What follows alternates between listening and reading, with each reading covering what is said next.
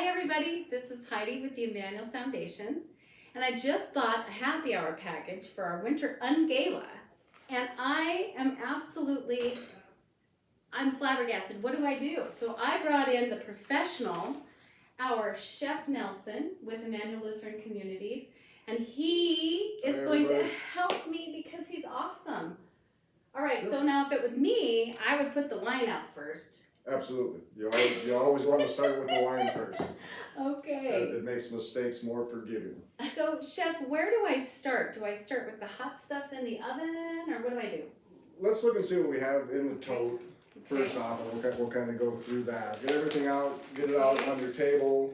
Okay. For me, I think the biggest thing to remember is to not overthink this. You know, we're just having fun. It's just meat and cheese. It's appetizers, it's good friends, so don't overthink what your board should look like.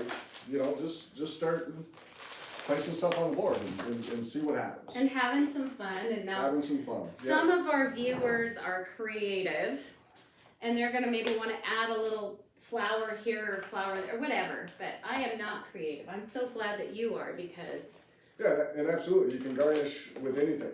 Goodness. And one trick I'm thinking about for some of these larger tables that you guys don't have, you know, I have access to these giant boards and you may not have access to it. So a trick you can do is actually just take your kitchen table and put a tablecloth over it and you can build your charcuterie board right on your kitchen table. Like, do you put saran wrap on your tablecloth? Nope, I would just put a tablecloth down, build it there. You know, you got to think outside the box and have fun with it. Or a nice big napkin or something. Okay, yep. Awesome. So we will start with the two hot dishes. So this is a baked brie. It will come packaged, so you do have to open it. Oh, that's your brie. You're going to want to put that directly onto a baking sheet. This is your smoked trout goat cheese naan. Can we do a close-up of this? Yeah. Look at that. Smoked what? Smoked trout with goat cheese naan. There's some pickled red onions and a little bit of balsamic glaze on there for some sweetness. Oh my gosh. How did you come up with that idea? It's something that my wife loves. Oh. Smoked trout, smoked fish, and goat cheese is a very classic pairing. So. Okay, very nice. So while she's doing that. Yeah. So yeah, you're gonna want to get that into the oven. Okay. And I would say 350 for 10 or 15 minutes. You're not cooking anything. So are you putting this on the same tray as that, yep. but just spaced? Yep, okay. Just spaced out. 350, 10 minutes. 350, 10 minutes. You're just warming everything up.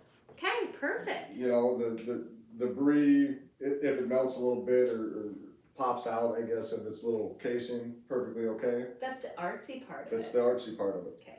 And then when that comes out of the oven, we've got some beautiful maple cream from New York. Oh. And all you gotta do is open it, stir it up a little bit, and this will actually get poured directly over your brie cheese. If you have some maple cream left over, you can put it on anything you want to put it on. You can have toast in the morning, you can put it on pork chops at night. It's really a wonderful, wonderful deal. He gave me a bottle of this to try and I ate it without putting it on anything. No judging. No judging. Yeah, you can just eat it with a spoon. It was good. So now what do we do? So do we typically put out meats first or cheeses or? It does not matter. Okay. So you just have to start somewhere. Okay. And it doesn't matter where. Traditionally speaking, I will start with the brie in the middle of my board. Oh, okay. It just gives me a base from something to work on. If that maple cream seeps into all your other stuff, you're in for nothing but goodness. Oh, that's goodness. So okay. It doesn't matter. Okay, very good. Really, there's no rules here. Okay. It's just have fun. You know, I like to put my cheese in the corners. Okay. But you don't have to do that by any means. Okay, I'll open these while you're creating. So you like to put your cheeses in the corner. Okay, perfect. Yeah, just so there's a little bit of symmetry to it. Oh, I see. Okay. But again, it doesn't matter. And these are assorted cheeses. Yep, so we've got pepper jack, smoked Gouda, provolone, and cheddar. Can I have one right now? You can. Okay, thank You you. can. All right, I'm doing it. And I think that's the best part when you're putting this board together is you get to eat all of this before your guests arrive. Absolutely. Sample, sample, sample. So we got your cheeses. Next are some pickled beets. These are local Montana beets. They're called Charcuterie beets and golden beets that we pickled in house. Wow. Here we've got some roasted artichoke hearts. And he's just putting it around the. Okay, perfect. Okay. Yeah, so your Brie is kind of your centerpiece, and then you build from there. Okay. Pickled asparagus, also pickled in house. And I mean, you can get as creative as you want to here. You can just lay it in one, or you can take some and layer it over the cheese. Mm-hmm. You know, and I guess when you're doing this, think about color too. You know, you don't want light colors together. You kind of want them separated so they pop a little bit. Okay. Oh, I didn't do my job on She didn't that. do her job. She's fired. Slacking. So here we've got some Miso Olives. They're French olives. They're very tart, bitter, but very delicious. And these, you know, I brought a little accompaniments that, you know, whatever you have in your house. Like little trays? Little mini trays, little bowls. It really doesn't matter what you use. Okay. So this is pretty. Okay, I see. Okay. So these niçoise, you can put them directly on your board. Okay. Or we're going to put these into a little bowl just because. Oh, that's pretty. Okay. We'll set I that like there. that. And then next we've got some pickled cauliflower. This is Montana purple cauliflower as well. Wow. Does it have any seasoning on it or anything? It's a little bit of a spicy brine. Okay. Did you do that? I did. Yep. All of the pickled stuff is pickled in house. Me and three of the cooks kind of had a competition. Everybody picked something to pickle. Perfect. These are Peppadew Peppers. Peppadew Peppers. Where'd you get those? And that's just fun to say. Peppadew. Peppadew. These are a South African pepper. Oh. It's actually called a Juanita pepper. Peppadew is actually the company that pickles the Juanita pepper. Okay. Can you say that 10 times fast? Pickle the big. No, Peppadew. So these are very, very sweet. Very sweet peppers. There's no spice to them at all. Oh, they're beautiful. So this is the cured meats. They are from a company called Oli Lumiere. They're based out of Seattle, Washington. They do it they cure their meats in a very traditional method, the old school Italian method. Okay. And there's no nitrates or nitrites in it, which a lot of people think are bad for you. So this is just naturally cured, sea salt, and then hung. Okay, and they're bigger around. I like that. Yep. Yeah, so again, don't overthink it. So he's just placing them around the board at random to mix up the colors, right? Make it consistent. Yep. Okay. Here's some of the smoked nuts. Okay. These are Marcona almonds from France. They are smoked in house. They're a little spicy, but I think they're delicious. And the Marcona almond is very creamy, softer than most almonds. Okay, how did you smoke those? I'm just curious. We've got a fancy smoker in the back. You dip them. I mix them in egg whites. The egg whites help keep the spice on the nuts. Smoked them for 30 minutes. That's why he's the chef. He's the chef. Smoke. That's amazing. So we're just gonna put those down. Okay. Praline pecans for a little bit of sweet. Very nice. Put right there. Okay. We do have some fresh honeycomb, which I'm assuming a lot of people haven't seen before. Oh, that's gorgeous. Fresh honeycomb. So you just take your honeycomb. Okay. Put it on the board somewhere. There is a little bit of honey left. We'll save that for later. Give that to me. I'll take care of that, chef. And the way you eat the honeycomb, I mean, it's just honey. There is going to be a little bit of chewiness to it. It's almost waxy. Okay. That's from the honeycomb itself, perfectly edible, but it's like solidified honey. It's delicious and wonderful. Okay. We've got some stone ground mustard. Okay. Yummy. That we're just going to not overthink it.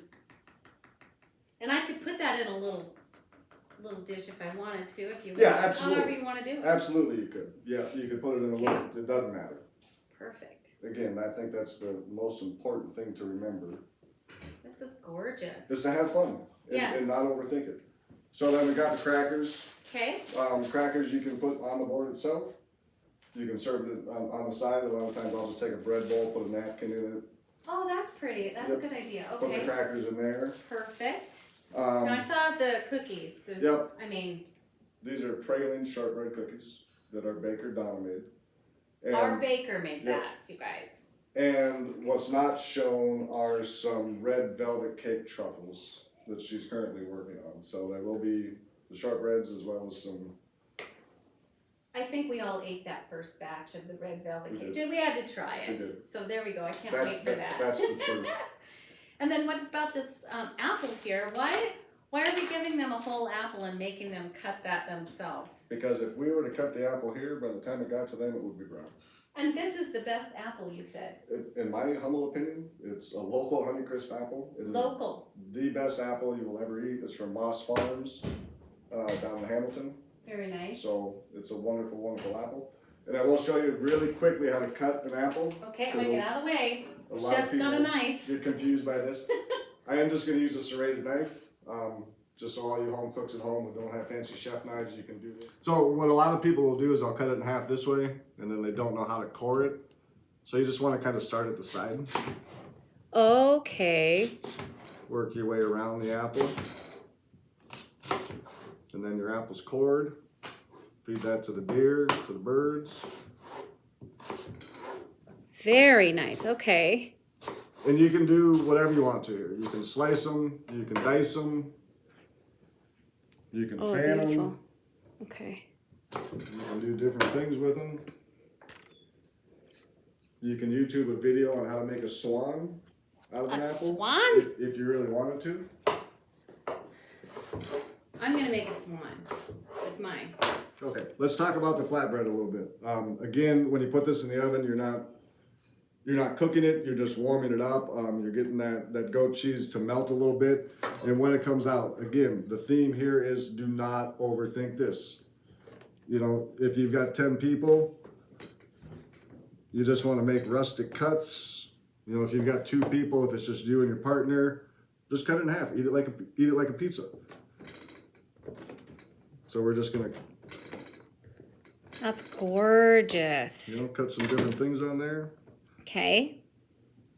And then if there's enough room on your board, you know, you can fan it on the side. You can also serve this on the side if you wanted to. Okay. You could serve it in another dish. I really encourage everybody, especially the bigger, the 10 tops and 12 tops, to have fun and use a tablecloth on your table. You have a giant canvas to do that. A lot of people don't think about it. There's actually a restaurant in Chicago, one of the best restaurants in the world. When they serve dessert, they serve it on the table. Oh my gosh, The okay. table is the canvas. So yeah, have fun, be creative, and don't overthink it. Very nice. Well, thank you. And then get your wine and your wine glasses, and then you're ready to go. Thank you, Chef. Thank you. Awesome.